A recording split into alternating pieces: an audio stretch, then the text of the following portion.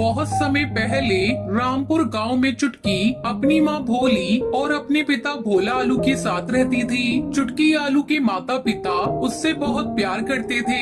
एक दिन भोली बीमार पड़ जाती है और उसे अपनी बेटी की चिंता सताने लगती है।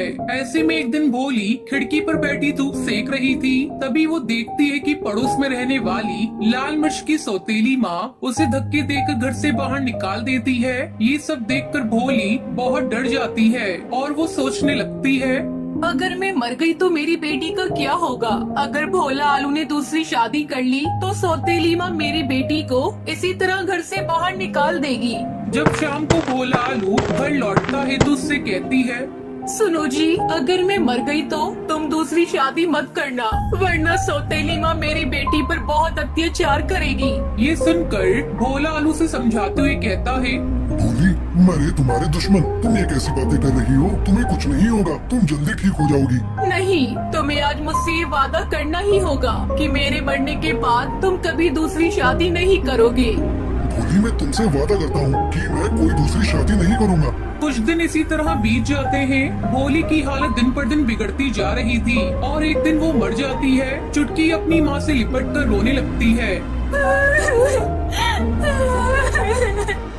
उठो ना माँ, तुम उठ क्यों नहीं रही हो? माँ कुछ तो बोलो, अपनी बेटी को इस तरह छोड़कर कहाँ चली गई माँ? अपनी बेटी को रोता देखकर भोला आलू से चुप कर आता है। बेटी, तेरी माँ बहुत अच्छी थी, इसलिए भगवान ने उसे अपने पास बुला लिया। अब भोला आलू अपनी बेटी का ध्यान रखता है और फिर काम पर चला जाता था। एक दिन उसके घर कद्दू आता है और उससे कहता है, तुम कब तक भाभी के गम में इस तरह डूबे रहोगे? मेरी मानो तो तुम दूसरी शादी कर लो। चुटकी बिटिया अभी बहुत छोटी है, उसे माँ की जरूरत है। कद्दू भोला आलू को बहुत समझाता है। ना चाहते हुए भी भोला आलू कद्दू की बात मान लेता है और वो लाली टमाटरी से शादी कर लेता है। लाली टमाटरी शक्ल से बहुत ही भोली थी, वास्तव में वो बहुत ही निर्दयी थी। लाली टमाटरी भोला आलू के सामने चुटकी से बहुत प्यार करती, लेकिन उसके काम पर जाते ही वो चुटकी बिटिया पर अत्याचार करना शुरू कर देती थी।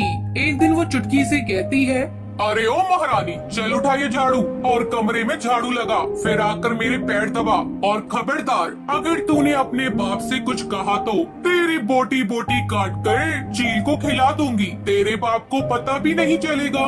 अपनी सौतेली माँ की बात सुनकर चुटकी बहुत डर जाती है। वो अपने पिता से कुछ नहीं कहती। एक दिन चुटकी की तबीयत कुछ खराब थी। जब लाली टमाटरी उससे काम करने को कहती है तब चुटकी मना कर देती है।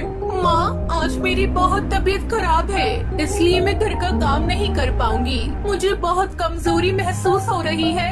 चुटकी की ये बातें सुनकर लाली गुस्से से लाल हो जाती है और उसे पीटने लगती है और उसे घर से बाहर धक्का देकर निकाल देती है। उसी समय भोला आलू किसी काम से वापस अपने घर आ रहा था। जब वो लाली टमाटरी की हरकत देखता है तो गुस्से से आग बबूला हो जाता है और वो लाली टमाटरी से कहता है, लाली टमाटरी, मैंने अपनी बेटी के लिए तुमसे शादी की थी। तुम तो मेरी बेटी के साथ बहुत बुरा बर्ताव करते हो। तुम अभी और इसी वक्त मेरे घर से बाहर निकल जाओ। ये सुनकर लाली भोला आलू से माफी मांगने लगती है।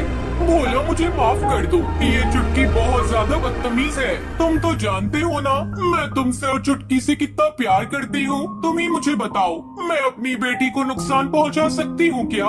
वो लाली टमाटरी को माफ नहीं करता और उसे घर से भगा देता है। फिर भोला आलू अपनी बेटी चुटकी के साथ खुशी खुशी रहने लगता है।